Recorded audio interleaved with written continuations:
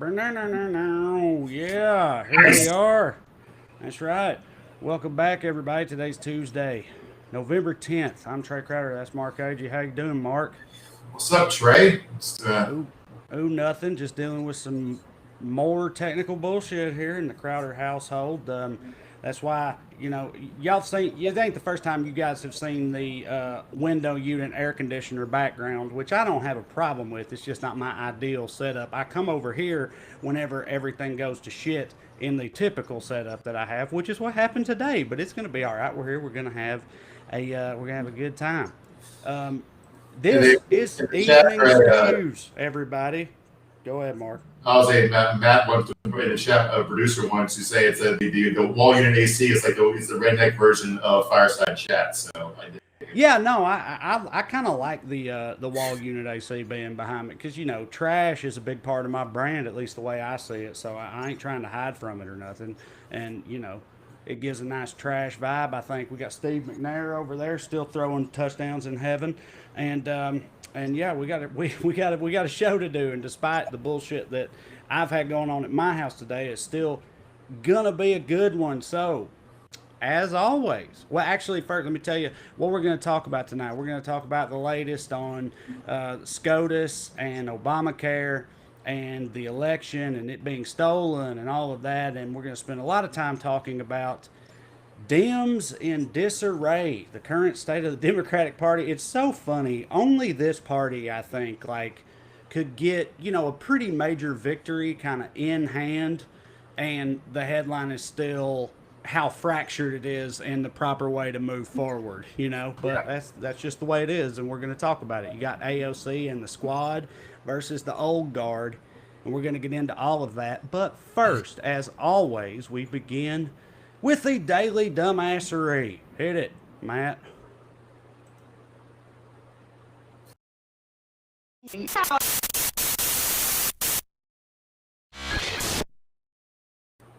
As has often been the case recently, we have a few different honorable mentions for you. Ones that were candidates for the Daily Dumbassery, but there can be only one. And for today, the official honoree for Daily Dumbass is everyone in this country who was worried about a seamless transition from one administration to the next after the election. It's going to go fine. And if you don't believe me, here you have it straight from the horse's mouth, and in this case, the horse is Secretary of State Mike Pompeo. Play that clip, Matt. There will be a smooth transition to a second Trump administration. Well, there you have it, Mark. Everything's going to be fine. It's going to go smooth. There's not going to be any bumps in the road, no obstacles, nothing like that. It's going to go just fine. Totally smooth transition into, as the Secretary of State has told us, a second Trump administration. Okay, now, I don't is he just trolling? Is he fucking around here? I feel like you can never tell with these people. Is that him sort of is that tongue in cheek, or is he, They got clipped out of context because the rest of it was you spent the rest of the time talking about how the official party line is this isn't over until December 12th when the electors are seated. We're still in it. You're going to fight a chance. But this is why we need a constitutional amendment forbidding politicians from telling jokes for penalty of death.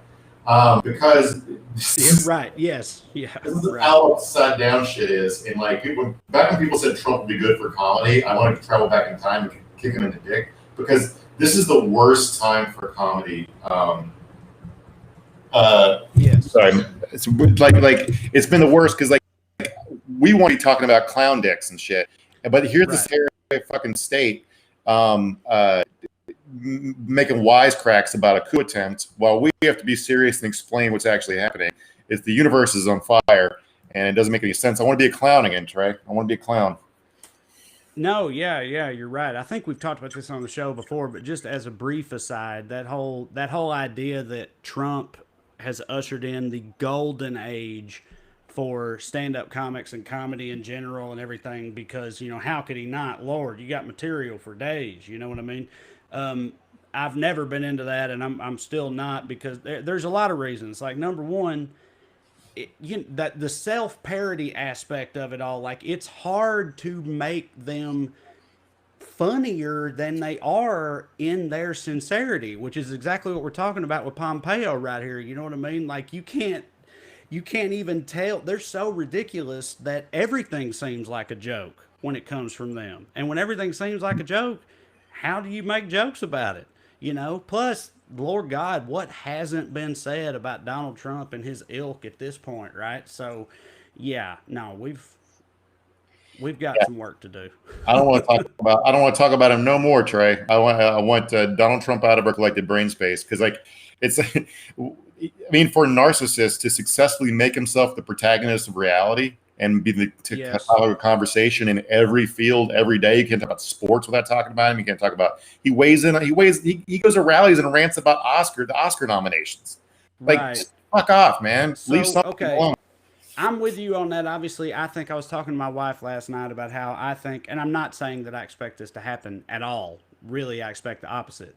But I think the absolute best case scenario for all of those of us on the left would be if he just actually fucked completely off for a while. Like or forever. We've alluded to it on the show recently. He made all these jokes on the campaign trail about, uh, if I lose, y'all will never see me again. If I lose, my children will never see me again, about just disappearing into the ether.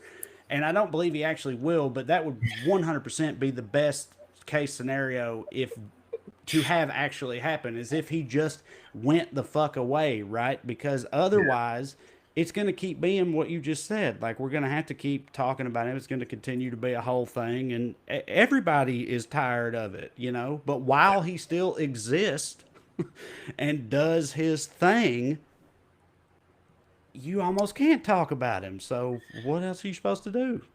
I was laughing because I just had this mental image of like you talking about him disappearing forever. That like when he just steals a bunch of gold out of the national treasury right in a briefcase, and then when Air Yeah. Force One is flying him home to Florida or wherever he wants to go after the inauguration, he jumps out of the plane, disappears like DB Cooper.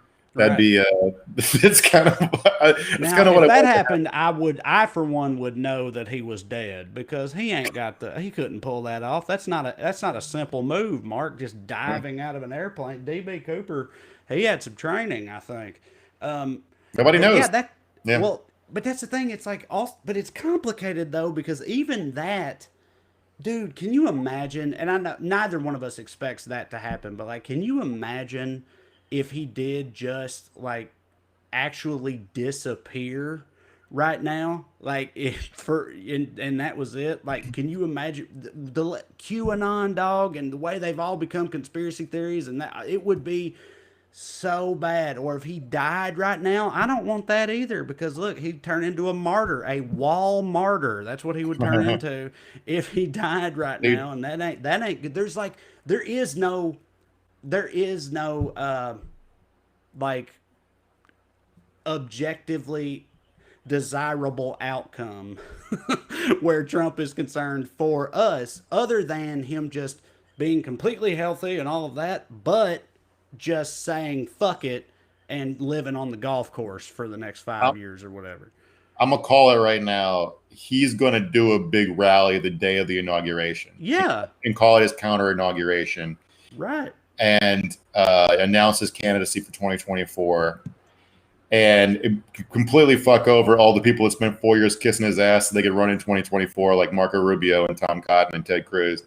And that part's going to be funny. It's going to be bad for our country because if I know anything about our media environment, they're going to cover his rally on January 20th and televise it and keep televising them. Yeah. So we're going to get stuck in this hell because I don't really care if he goes around doing rallies for, of course, COVID. And also, everyone will continue talking about it. Like, you'll have to continue talking about him. Yeah. Like you were saying earlier, and I just would like to stop. I wish he would just disappear, but not literally, because I don't want to Yeah. give another bone to QAnon or Well, or whatever. Yeah, I mean, as much as people joke about him dying or whatever, he would be a martyr and be conspiracy theories like JFK Yes, for the rest of his existence. dude. If For he the died. rest of our life, exactly. Yes, exactly. JFK, and I'm not. I have no desire to get into all the JFK conspiracy theories and all of that. That was never my bag particularly, but that has sustained cultural relevance for what 50 plus years now, going on 60 years, what actually happened to JFK and all that. If that happens to Donald Trump, if any version of that happens to Donald Trump, he'll never go away. And I can't even stomach the idea of that. So yeah, I don't want that either. I wish he would just say fuck it and give up on his own accord. Got a sweet life, just go enjoy it. The so somebody made this point, but like it's funny because we retroactively assign importance to events and then create conspiracy theories around it. Because like other presidents were shot and didn't die, and there were no conspiracy theories around them. Like Reagan got shot. Yeah. Reagan got shot too. Nobody thinks the CIA was behind it, right? It's just because he didn't die. Nothing changed, so everything was fine. And anyway, Q hasn't posted since the election, and QAnon people are going fucking nuts. One lady killed herself because Q hasn't posted. You see that? She shot herself. Okay. I feel like maybe there was some other things going on there, but there's other things going on with all of them. Yeah. Yes. Right. Yeah. Of course. Of course it is. So actually, you know what? Since you've gotten into QAnon, I want to go into one of our honorable mentions for Daily Dumbass today. But before we do that, before we get off of the Trump family, the first honorable mention is Trump's son, Eric, who remains hopeful despite recent events. Illogically hopeful, in fact. Matt, will you throw that screen grab up there? What Eric Trump tweeted? Look at that. This is from this morning, 1 week after the election. Eric Trump, Minnesota, get out and vote. 8:35 on November 10th, 1 week after the election. Clearly what happened here is he had scheduled a bunch of different get out and vote tweets aimed at different states and whatnot. And this one somehow he booked a week later than he meant to, which is just like, frankly, I mean, dude, you know, hell, that could happen to anybody, but it's hilarious that it happened to this person in particular in this context. No, it's not like this is not an individual stupid mistake by a member of the Trump family. No, I know. So speaking of it being like, it's just so perfect that particular thing happened to that particular person in this way. Let's talk a minute about the way Saturday unfolded for Trump and America, right? So Saturday is when, yes, all of that. Golfing, all of that. So Saturday is when it officially got called finally by most of the major news networks, AP, CNN, anyone who's actually like credible. It got called for Biden on Saturday. And in the midst of that, Trump was apparently golfing when it happened, which is just chef's kiss. But an even larger chef's kiss was that they had a press conference planned and scheduled for Saturday. Before it got called, they had already scheduled the press conference for Saturday at the Four Seasons in Philadelphia. Hot, you know, a hot center for the election at the time, and the votes coming in is where a lot of the action was, state of Pennsylvania. So they were going to have a press conference at the Four Seasons in Philadelphia, but not the Four Seasons hotel chain. I can understand why anyone would think that. No, this was the Four Seasons. Yeah. This was the Four Seasons landscaping company, Four Seasons Total Landscaping, located in a strip mall in Lesser Philadelphia between a dildo store and a fucking, what was the other one, Mark? Crematorium. It's just like, you can't. I put out a video today where I made the joke where I was like, God damn, I don't know, maybe there is a God and he just also hates Trump. But like, you can't. That's just so perfect. Everything about that is so incredibly perfect that it's hard not to believe that it was scripted, whether it's God or we're in a simulation or some shit is going on, because that is incredible. The fucking Four Seasons lawnmower store between the Dildo Emporium and, like, you know, we burn Trump supporters here shop or whatever. Like, it's just... that's not a good backdrop for a presidential very serious presidential press conference about it. The elections being stolen, and that just got funnier today. By the way, we'll come back to that in a second. But to finish what happened today, so it appears like they always tended to have it there, right? Because for two reasons. But really? I haven't heard that. Okay, Yeah. go on. So there are two reasons why, but they miscommunicated to Trump. So he assumed it was the fancy, nice hotel, but of course that's what he would assume. But two reasons to have it there is one, they couldn't have it in a busy section of town because they kept trying to have press conferences, and they got shouted down by people dancing around them and calling them stupid. So they didn't want to be embarrassed. So they picked a remote section of town, and they picked that particular area because it's like the furthest most exit off I-95 in Philly. So Giuliani could get in and back to New York in like an hour and a half. So they asked the lawn supply guy who owns the store why they had it there. He's like, that was like that's like the whole. There's no, they weren't invited. Look, you are always on top of this shit, and I trust you, but that is so hard for me to believe that they actually did intend that the whole time. Did they not?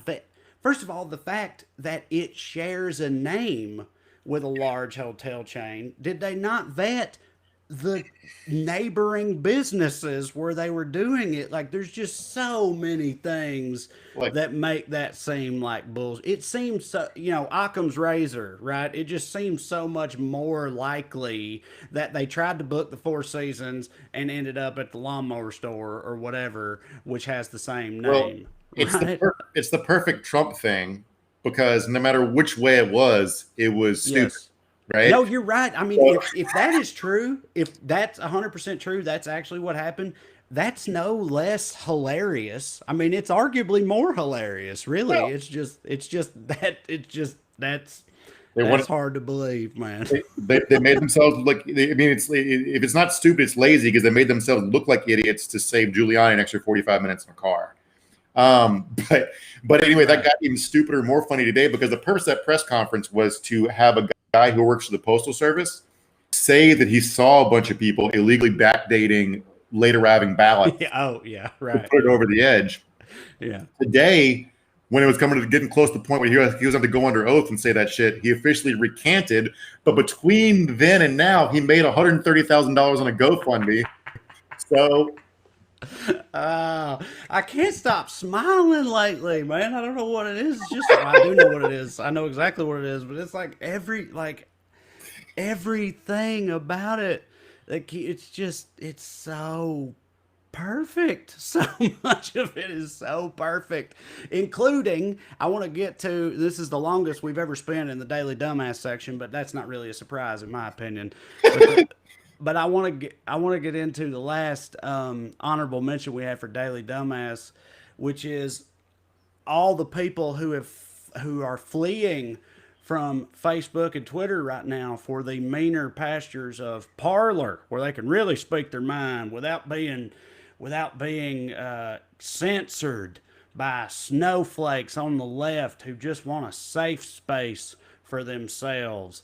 No, that ain't gonna happen anymore. Not at this safe for them space. It's not a safe space. It's not a safe space. That would be gay. It's a space where they are safe to say what they want, but not like in the way that liberals like safe spaces, because that's communist. But that's what they've done. Here's how I found out about it. The way I found out about it was I woke up. My sister's a couple time zones ahead of me. I woke up a couple days ago in the morning, and I had some tweets some texts from my little sister, who had taken some screenshots showing me that my ex-girlfriend from back in the day, who my sister never got along with at all, that she was joining Parler and recruiting other people on Facebook to join Parler, and I hadn't heard about it all yet. I didn't know what that meant. So she sent me that, and I was like, okay, why? What is that about? And I Googled Parler. And if you Google Parler, the Wikipedia page, the first thing that comes up, I'm going to read it to you verbatim right now, because keep in mind, this was my introduction to what this even is. Parler is a United States microblogging and social networking service launched in August 2018. Parler has a significant user base of Trump supporters, conservatives, and Saudi nationalists. And it just, again, it's just all so perfect. It's just a chef's kiss existence we have lived in for the past few days, because that's just, it's so funny. Between that and them making a safe space for themselves to get away from our safe space or whatever the hell, and you can't even really properly verbalize the level of irony involved with this whole Parler thing. But again, as I've said a million times, they are immune to irony, so it checks out. But Lord, it's funny. I mean, it kind of gives the game away when what do those three groups have in common? The Trump supporters and Saudi nationalists. I'll tell you what they have in common. It's not a fondness for the Star of David, right? So that's pretty much why they went there. When in around that time in 2018 is when Twitter started cracking down on the out and out, like the people that would send Holocaust propaganda cartoons at me got me and you got banned. They always thought I was Jewish for some reason. I guess they think AG's a Jewish name. I don't know. But I've been accused of being Jewish many times as well on the internet and otherwise. People thought I was some sort of like covert operative who was engaged to like spread liberal propaganda in the rural South or whatever, and for some reason that meant I was a Jew. Like Jew was just thrown into that. Yeah. You know, this guy's a liberal New York Jew who was hired to, you know, do what I already said. But yeah. I mean, I'm going to be doing this shit anyway, so if Mossad wants to cut me a check, I'll take it. But sure. It's hard to be serious about something this ridiculous, in my opinion. But we talked about this on the Well Read podcast this week, and Drew pointed out, and I mean, he's right. He was like, we were all laughing about it, me and Corey, and we had Brent Terhune on this week, and we were all laughing. So check that out tomorrow. It's a good episode. Love Brent. It's great. Yeah, Brent's awesome. But we were all joking and laughing about Parler, much like you and I just did. But Drew said, he was like, look, it is funny, it is ridiculous, but also it's just going to further that whole, you know, bubble existence that they have where they just throw different versions of the same illogical, non-factual, bigoted bullshit back at each other and just stir each other up further in a way that nobody needs, right? Like the problem has been Facebook and Twitter, according to a lot of people, when it comes to them living in a bubble and thinking things are true that aren't true. And nothing is going to solve that about giving them an even more racist version of the existing social media platforms. Well, and that was Drew's take, and I'm just wondering how you feel about that. Well, it's one. I mean, like, we'll come back to what the user base is doing, but as far as the actual website, I don't think it's going to last long because one, social media sites rely on advertising. Now, what kind of advertising is Parler going to get while they're posting all these like Holocaust never happened? Real quick, my wife has her own conspiracy theory going right now where Parler is concerned. My wife Katie is from Wayne County, Tennessee. Ate up with this exact type of person we're talking about. So many people she went to high school with and stuff have been joining Parler this week and been posting about going to Parler, following me on Parler. And she showed me a collection of screenshots last night. And she said, she was like, I know this is anecdotal. I know that this is just, you know, a small sample size that I've seen, but look at this. And she showed me a screenshot of all these people from her hometown who were first talking about join Parler, follow me on Parler, and then 2 days later, the same people were independently of each other posting, has anybody else been getting a lot of robo calls today? Like, has anybody else been? I've gotten like 30 robo calls today, and I was just wondering if that's happening to anybody else. And in the comments, some of the other Parler people were like, me too. What is going on? And you know, it's obvious what Katie's theory is, and Lord, I hope she's right. In my experience, she's literally always right. But I mean, as far as you guys are concerned too, I hope she's right. And it's because of what you were just saying. There's got to be something in it for them. That's not a conspiracy theory. That sounds like a straightforward way to monetize the platform. Right, and that again, that's so great. But great. Another problem the users haven't figured out. Like so all these people are mad at social media companies because they love to focus on obscure laws like sovereign citizen acts and shit and weird clauses they think they figured out, like they've hacked the reality and they can like now they can control everything. But so they're obsessed with Section 230 of the Communications Decency Act. Now, I don't have an understanding of it. I can give you the broad strokes of how I think it works, but it's basically the reason the internet the way it is and why Facebook and Twitter and Instagram and Parler can exist is because if you're a platform, you are free to moderate your platform as much or as little as you want via your own terms of service, and you're not legally accountable for what people write on it, right? But the problem is, do file a bunch of lawsuits at Twitter and Facebook, and you do have to go to court and spend a couple $1,000s to slap away all the nuisance lawsuits. Parler, their terms of service, according to this one lawyer, a First Amendment lawyer I was reading, the user indemnifies them from any cost from a lawsuit because Parler doesn't have any money, right? So all these random Parler users, if anybody files a lawsuit against Parler, are going to have to pay thousands out of pocket for tweeting a Holocaust meme. So you could, in theory, just if you were George Soros, you could just sue every Parler user into the fucking ground. Which, if George had a sense of humor, he would be the monster that they assume he is. But that is hilarious. It's funny, but like I'm just continually shocked by how extremely online conservative boomers are. Like, imagine like our fathers being obsessed with what memes they get taken down. Yeah, right. Dude, it's like come on, man, go outside, like go talk to somebody, look at a cloud. I don't know what you're doing. Yeah, no, you're right. Okay, well, I've been having a great time, Mark, but we put some things in the description and teased them up top that we need to get to. We're running out of time. So, all right, quickly, let's talk about Obamacare and the Supreme Court. Seems like, and oral arguments are not always indicative of how the decisions actually go, but it seems like based on oral arguments that the Obamacare is probably going to survive again. Yeah, so this is a really funny series of events because basically, even though these federal society ghouls, like they don't like bad lawyering. They love motivated reasoning of their own opinions. They don't like people coming to them with it because it makes them look stupid if they decide in their favor, right?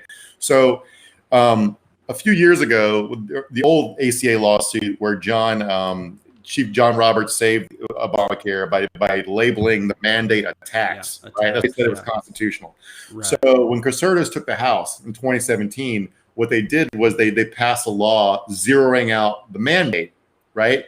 So if the mandate is zero enforcement power, they thought people would stop signing up for Obamacare and it would also be unconstitutional. So that's what the premise of this lawsuit was that Obamacare is unconstitutional because you can't have a tax of zero. So Congress doesn't have the authority to regulate, in the insurance market.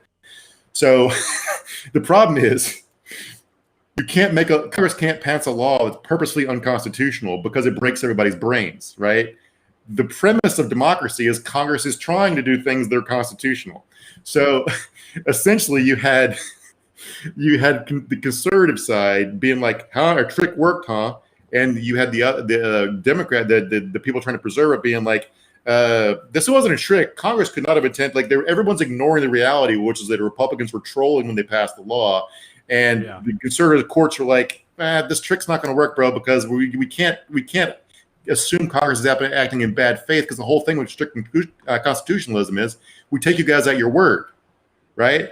So they passed a law with a wink and a nod, and it's not going to work. And we won't get an opinion, but it looks like it's this particular effort to destroy Obamacare is not going to work. They come back with another one.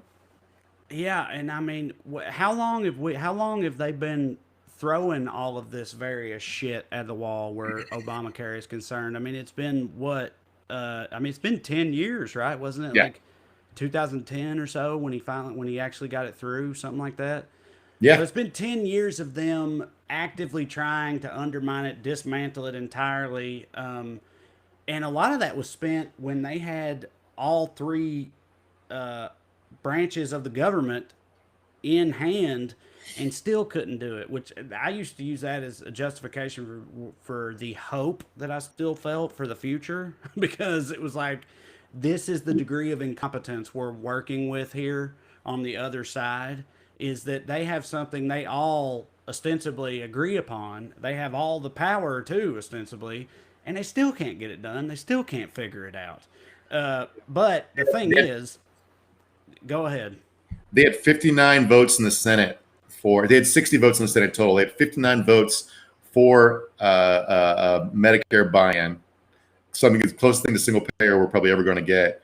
And Joe Lieberman fucking pulled out at the last minute to make it fit. So they didn't have 60 votes. But Joe Lieberman's the reason almost cost his son's the reason almost cost Democrats a runoff in Georgia for one of the Senate seats. And also Joe Lieberman came out today and said it's fine that Trump is contesting the election. So fuck Joe Lieberman. All up and down. Heard that. No, fuck Joe Lieberman. But yeah, what I was about to say is, like, this is the degree of incompetence we're working with on the other side. They've got all the power. They have the same viewpoint, but they can't actually get anything done. But look, here's the deal. Don't take that to mean that I have much more faith for our side of the political aisle, which is one of the major things we wanted to talk about tonight. Like I said earlier, it's so funny. We didn't at all have a victory in the House. We lost seats. And then in the Senate, all the pollsters, everybody projected these the potential for a blue wave, and we're fighting for our lives to get even the slimmest of majorities in the Senate, and that depends entirely on Georgia. So as we talked about last Thursday, I don't have the utmost of confidence in it. So even after this historic victory of getting, more people voted than ever have for the candidate that won, and it was a Democratic candidate, and we pushed out fucking the worst president in history as far as I'm concerned, and that's all great. But now we're in a position where Democrats are engaging in one of their absolute favorite activities, infighting and being upset with each other and disagreeing about the proper way to go about things. Which actually, disagreeing is fine, but the finger pointing and the unwillingness to find a way forward in the party that's supposed to be the progressive one is some shit that I just will never understand. And what I'm talking about is a lot of the candidates that lost were the more milquetoast, they were half progressive Democrats versus, full on AOC, the squad type, full on progressive Democrats. Yes. And AOC in particular has given an interview where she has critiqued a lot of the big Democrat methodology, pointing out that apparently the DNC and all the Democratic leadership have never even attempted to ask progressive candidates who win, like AOC herself, for help and advice with the party at large, which is just, that's insane. And she's talking about organizing, not talking about policy, right? So it's not even, this is a tactical critique, not a spiritual or a political one. She's saying that and just to back up for a second, the swing district, the centrist candidates that lost would tell you they're centrist and they lost because they're in swing districts, whereas AOC is in a safe district. So that would be the response to that, and they're probably at least partially, if not significantly, correct. But we'll come back to where I think they're mistaken in a minute. But what she's saying is we're kicking your asses.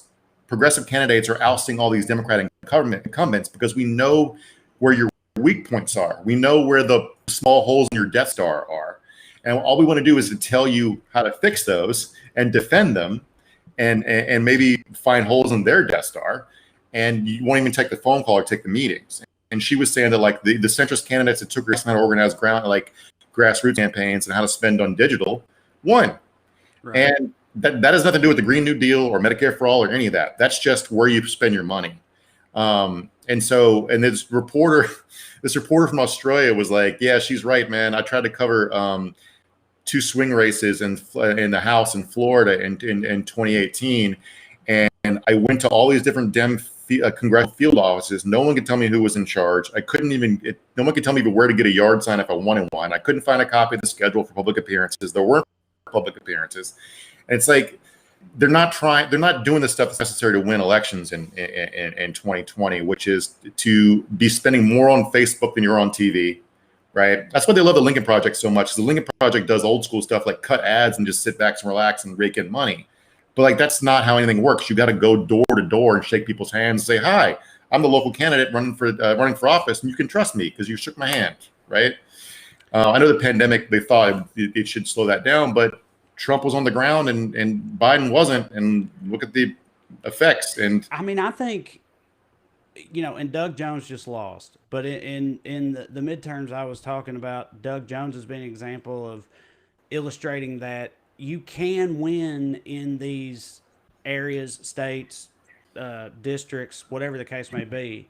You can win in those as a Democrat if you just, illustrate that you give a shit or you just try. Like there's so many races in so many areas that the Democratic establishment just writes off and they put no effort forth in them. And of course you lose. And in this election, that's what Stacey Abrams proved in Georgia. Yeah. Like you can't. Of course, if you just give up essentially and put forth no resources or effort, and like you're saying, like putting in the work in these areas, of course you're not going to win. But that doesn't mean that you can't. Like, and then they fuck up further, I think, when they do the whole trying to play both sides thing. I know I've talked about it on the show before, but like I said, in the midterms, a huge thing for me, because I'm a Tennessean, was Phil Bredesen's race. Because Phil Bredesen had been the mayor of Nashville and then the governor of Tennessee and was like well regarded. And I knew that. And he was a Democrat running, and I thought, and Marsha Blackburn is a succubus lunatic on the other side, the Republican candidate, and I thought Bredesen had a really good shot. But he very much did that, play both sides of the aisle, very moderate Democrat, I can work with both type of thing, up to and including basically endorsing Brett Kavanaugh when that was going on, saying that he would, vote to confirm him or whatever, right in the midst of all that. And then Phil Bredesen got destroyed. He got worked by Marsha Blackburn. And that was sort of the end of that whole methodology for me, and as far as I'm concerned. Like after that happened, I was like, that shit don't work. All you do is fail to energize anyone, really, when you do that. You're not getting the other side, and you're not convincing the fringe elements of your side that they need to show up and vote for you, Yeah. This, you're talking about like people trusting you and getting to know people. Okay. Here, Matt Hildreth, who produces our show for us, works for rural organizing. And he sent me this polling data they did. I don't know if you have a screen grab of it, Matt, but here's how he phrased it. It says, as a progressive who has spent years working on the rural vote, this is the graph that keeps me up at night. Only 34% of rural white voters think Joe Biden cares about them, but 59% of rural white voters think Donald Trump cares about them. This is why Democrats lose. Now, that is just a matter of time and effort and spending and shaking hands. It has nothing to do with policy choices. Right. And on the actual politics of it, like, it's hard to say that, like, Biden lost Florida because of overly progressive men when they passed a $15 minimum wage, exactly 60 to 40. Like, here's some other electoral results. And the felon voting thing in the previous elections, like they supported progressive policies in the state, but he lost. So here's some other stuff that happened this election. That an election where, again, that phone call that leaked last week where they're screaming about too much talk about defunding the police and the Green New Deal. Of the 93 House co-sponsors of the Green New Deal who ran on its first seat in Congress's lower chamber in 2020, only one lost. Florida passed the $50 minimum wage, as we just talked about. Montana, South Dakota, Arizona, and New Jersey legalized weed. Colorado passed 12 weeks of paid family leave. Arizona increased taxes on the rich to fund education. So when your policy positions are winning and you as a person are losing, it means people do not like you personally. They do not trust you, and your party's brand is dog shit. So they need to do some real soul searching leading into Georgia. But see, I agree with you completely. But I think it might be easy to interpret what you just said as saying these people think you don't give a fuck about them or whatever, so they don't care about you. But I think that a lot of these types of candidates we're talking about who try to toe the line in, typically red areas running as a blue candidate, I think they try to attempt to, again, play both sides or pander to those on the right. I think they're making an attempt to those on the right where they're from to be like, hey, look, I can play ball. I could play ball. It's going to be fine. But the problem with that is you lose a lot of your people on the left who don't feel like you give a fuck about them because you don't make any real effort to illustrate that. And I'm not saying, first of all, I'm not a fucking political scientist. I don't really know what the fuck I'm talking about. But I think the numbers are there in the past couple of elections to illustrate it. I'm not saying that if you embrace progressivism as a Democratic candidate in the South or any red area, I'm not saying that you'll win. But I am saying, by and large, if you, as an up and comer, try to do the other thing, where you try to be everything to everybody, you will lose. I think Yeah, so. yeah. Because You voters might as well not do that. You might as well, if I could put your money where your mouth is and stop being half a liberal and go for it. I mean, like voters. When you talk about trustworthiness and stuff, voters know that Democrats are bullshitting them when they try to backburner issues that they believe in but they don't talk about, right? So the correct way they make this category. Democrats' brains are stuck in the '90s, but as a party, but they one thing they don't understand is voters like balls, right? They like so if you're right. if you on if both you're sides. If you're honest about things you disagree with them about, you're like, yeah, I disagree with you on guns. All right, we'll talk about that later, but I want to help you get health care. And we'll have to fight about guns. Next election, you can vote me out after you get health care if you want. You could do that route, or like also like they make this category error where they think that like swing voters are centrists, but they're not centrists. They're low information voters who listen to the loudest person who sounds like they know what they're talking about. So like John Ossoff could run in Georgia. He could run as an out and out communist if he smoked cigarettes or motorcycle jackets in his fucking ads. It's just like this timid bullshit. It doesn't fool anybody, and it makes them smarmy. And like, let's look at this clip of John Ossoff real quick. This interview he did yesterday. If you have it handy, Matt. I hate this. Matt, if you're out there. Anyway, people want to know what kind of person they're voting for, but I think they also want to know what policies that person supports, what you would do, what you would vote for if you were elected. Let me just do a speed round with you, okay, if I can. Do you support the Green New Deal? No.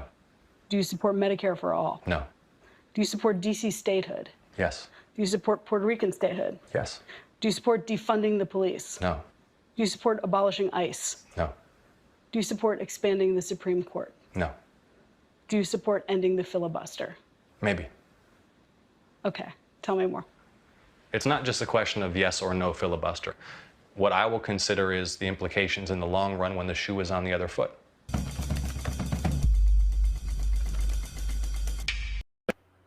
Okay, first of all, disclaimer up top. I'm going to go to bat hard for this motherfucker in the coming months, and Lord, I hope he wins. And I'm going to do everything that I can, which is nothing basically, but still, I'm going to do everything that I can to attempt to help him get elected, which is why I say I do not believe that is the right approach. Like, you're basically the takeaway from that is you're sitting there saying, I don't stand for anything, really. Like, what, and who is supposed to respond to that? Like, I don't understand that strategy at all. The big kitchen table issue in Georgia right now is Puerto Rican statehood, Trey. It's like, but the thing is, one of the reasons we're hoping the guy wins is because we don't believe him, right? I do not believe that if a bill came up that wasn't labeled Medicare for all, it significantly expanded Medicare, that he wouldn't vote for it. I assume he would. That's why I want him to win. So if we don't believe him, well, why? It's just like Kamala Harris, Vice President-elect Harris today had a tweet that was like, "We believe healthcare is a right. We want all people to have access to Medicare." So, but they don't believe in Medicare for all. So essentially, what they're saying is, "I'm against Medicare for all, but I want all people to have Medicare." Now that's the only the kind of shit you can come up with if you went to like 2 years too much college. It's bullshit. It doesn't make any sense. Yeah. Well, and there's this other mentality of that extreme. And Matt, you start pulling up some comments and throwing them up there. Let's talk to the people. But there's this other mentality of like that. hardcore progressivism is what scares a lot of people so much, what scares the opposition so much, and that's why we need to avoid it, right? But if you look at all the not all, but if you look at a lot of the swing state ads and whatnot, they're not focused on the progressives. They're not focused on the squad and AOC and whatnot. They're focused on Nancy Pelosi, who's Yeah. the opposite of that. Like their whole, they don't invoke the name of, and I know AOC has become a boogeyman too, but that's kind of my whole point. It, for the people that they are targeting specifically, it's just Democrat. It's just noteworthy Democrats in general. It's AOC doesn't scare them more than Nancy Pelosi does or whatever. They hate them both equally. So also, like AOC's profile is not under her own control. Like Cortez is famous because Fox News made her famous, and they made her famous as a boogeyman because their business model is making your granddad horny and angry, and she's pretty and she's a socialist, so she does both, right? Mm-hmm. All right. Charlie Hill, I think from YouTube, says for Dems to win in the South, especially Texas, you got to show up and at least look like you're trying. And I agree, Charlie. You're right. That's what I'm saying. Like you got to, because Doug Jones just lost, but in 2018, and yes, he was going against a goddamn child molester, but still, it's Alabama, y'all, deeply red, but there was a huge movement because there was opportunity there. Fucking Charles Barkley and everybody else is on the ground in Alabama really putting forth effort in that election, and he won it because, like Charlie just said, you have to appear to actually give a shit or you have no chance at all. Yeah, and like in Cortez's point in that interview was like you maybe the Green New Deal and defund the police or whatever did scare a ton of voters, but you don't have the proof to show it because you didn't actually try to get elected. Like her example was like, well, Connor Lamb lost. He spent like $2,000 the last week on Facebook while she was telling people to spend $200. So like it's you can't just buy. Another thing I feel like people listening to us right now, Mark, who might want to contradict us or might want to throw out a counterpoint. I feel like they might say something like, well, look, what about the presidential primary? You have Bernie, a true progressive, and he lost to Joe Biden, and now Joe Biden's the president. And you're right, but in my opinion, you know why Bernie lost? It wasn't about the progressivism thing. It was because Joe Biden did this work we are talking about in the South, in the black community, to a degree that Bernie didn't in states like South Carolina and other southern states. And that's why Biden won. Not because of the moderate versus progressive thing, in my opinion. He won because he put the work in a lot of the states that mattered. And I'm not saying Bernie neglected all of them, but that you gotta allocate resources, and a lot of the South got neglected by Bernie's side, I feel like, and that's where Biden fucking roared back from behind on. So I don't know what. Okay, Pat Safe Harbor says 45 is a populist. People want someone who gets them. They think he does, but they just want someone who talks to them. I agree with that too. Like that. Yeah, you're right, because he lied. He lied about everything he said, but he at least attempted to pretend to give a shit about a lot of these people, a lot of these demographics in the 2016 election that no one else was even pretending to give a shit about. No, every election cycle, you'll hear Democrats propose like a refundable tax credit to help truck drivers learn to code. People love being told that. Right. Yeah.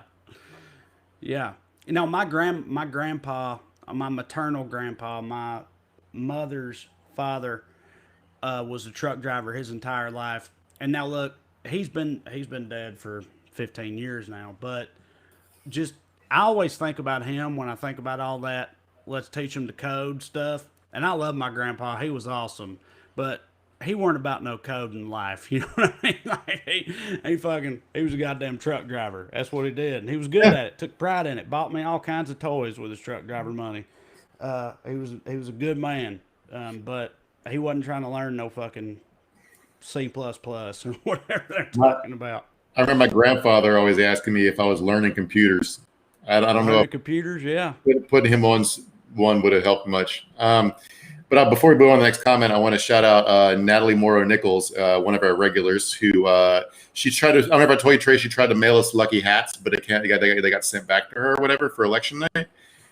Instead, she took the money and bought sandwiches for people in line to vote. So I wanted to thank her. Oh, that's awesome. I know Natalie's wonderful. I know Natalie is. She's great. I didn't realize that the hats had gotten sent back or whatever. What happened was the address didn't work. They got returned to sender. I don't Is that remember. what happened? Because I got that address from my wife. I asked her to confirm it for me. So did she give me the wrong one? We're gonna blame it on her. Hey, look at this. Mark Sunny Renee says yes. Love Mark's new wallpaper. Thank you. I dig it myself. We got our new apartment decorated. This is the office, probably where the other wallpaper is in the kitchen.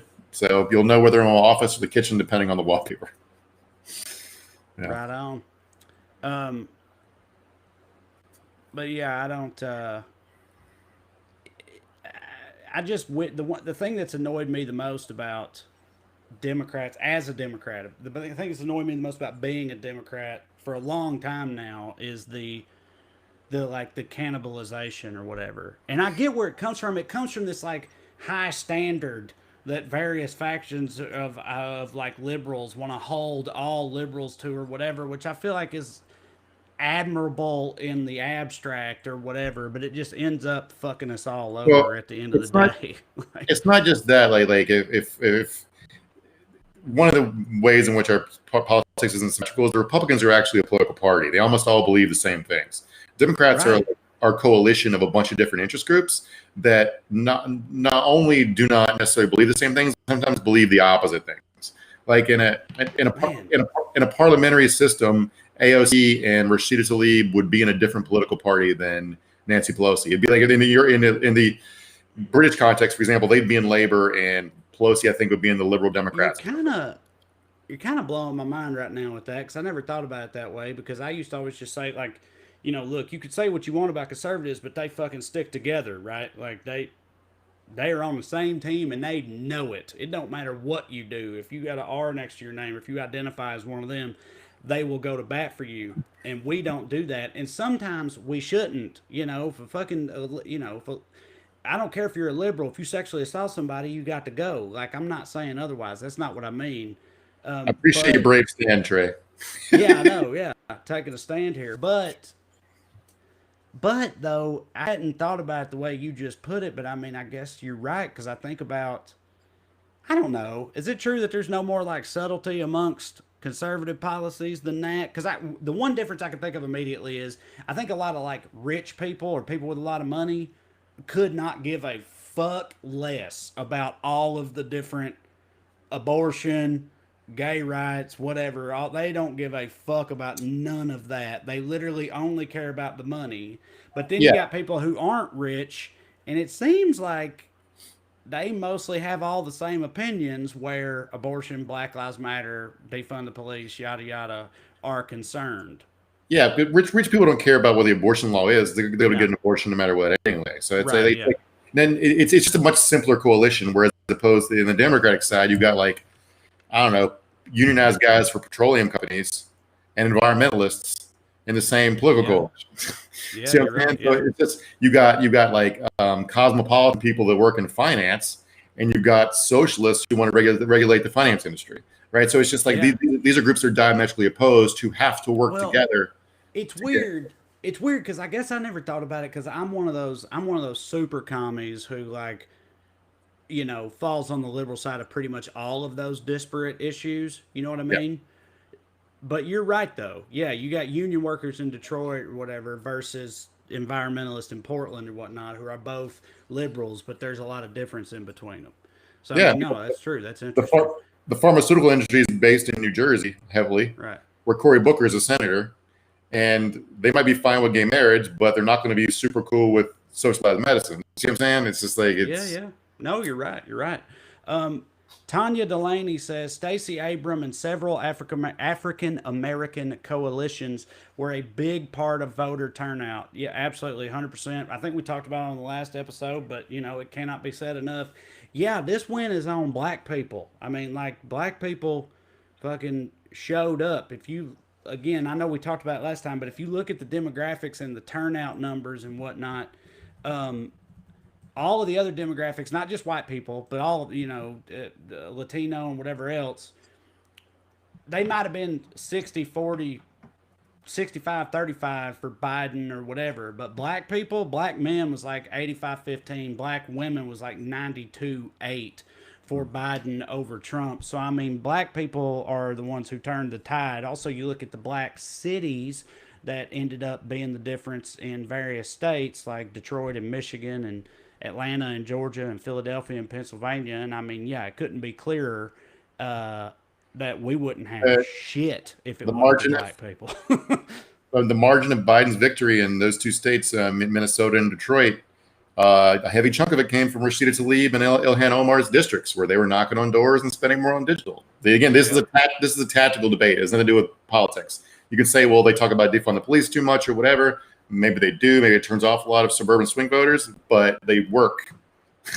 They do work. I see over here on the side, Shannon Hack. I'm sorry, I forgot your last name. Because now producer Matt's here, I got to just look at the comments as they scroll by very quickly, and I can't put them up there. But Shannon Hack said the Native American community in Arizona also showed up. And yes, absolutely, shout out to them too. They had like a 76% turnout in one reserve, and then went right back on COVID lockdown because they were in the middle of an outbreak. So shout out to them. We had another commenter here we go. Nicholas R. Lee says Smart Mark should really be known as Sexy Mark, and we all know it. Let me tell you something, Nicholas. You don't know. You think you know, but you don't really know. You need to spend time in this man's personal space and his aura and see what he really projects in the same room. And then you'll know just how sexy he is. Man's ripped, shredded. He's got it all. He puts it out there to the world. And you're right. It's just that sexy Mark don't have that same like assonance flavor to it that Smart Mark does. Yeah. Well, I'm not sure which nickname I hate more. So thank you and fuck you both. Appreciate it. Thank you, Nicholas. Yeah. Sure. Okay. Why do all the guys ripping off welfare couch sitting fellers in my county in Tennessee vote for Trump? Somebody says. Because they think they deserve welfare. Exactly. I've literally known people in my personal life who were like hardcore conservatives or Republicans or whatever, who were on food stamps, who were on welfare, and the only justification they needed was, well, I need mine. Like, I need mine. Yeah. They don't. And that's so fucked up, but I mean, that's the mentality. That's how it works. Yeah. Which sucks. Yeah. I mean, there is not to say it's the same thing, but like Herrenvolk democracy was what Germany was. It's like it's social democracy, but for only the whites. Melissa May said, can we talk about which cabinet position Stacey Abrams is going to get if she flips the runoff blue? I don't think she even has to deliver that prize to get something. I think she deserves it already, and I think the Biden administration will feel the same way. If she does sort of deliver both the Senate seats, I don't know. I think they'll give her almost whatever the fuck she wants, or at least they should. She's a lawyer, right? I don't know. I actually don't know much about her personal background. What her was before expertise. Well, I've seen a lot of people over here saying she should be chair of the DNC, which yes, that would be. I think we would all be infinitely better off if that happened. That, as far as the most efficacy we can get out of Stacey Abrams' awesomeness, I think that is the job. Chairwoman of the DNC. Are you saying you don't want to because after Robbie Mook ran Hillary's campaign to the ground, he took over the DCCC. So how did Congress? Let's give Robbie Mook a third shot. The motherfucker who can't win an election with spotting him 40 points. God damn it. Yeah, she's no, I mean she's an author and an activist, so I'd give her HHS or HUD or something. That'd be good for her background. Yeah. All right. Well, that's it for us on this edition of Evening Skews. Thank you all so much for being here. It'll only be 48 hours, and we'll be back, and maybe we'll have more stuff to Chef's Kiss too. It's such a change of pace the past couple episodes from the ones before. for it, and I for one doing it. So we'll see. We'll see what happens. I'm Yeah. sorry, and that's Mark. What's up, Mark? Yeah, there he goes. Give it up for producer Matt, everybody. Thank you all. And There he goes. we'll see you next time. We're not gonna have- click leave. If you didn't see Yeah. the text message, click leave. All right. Yeah. See We're not you going to have closing credits because Matt's having technical difficulties, but see you guys Thursday. guys. All right. See y'all.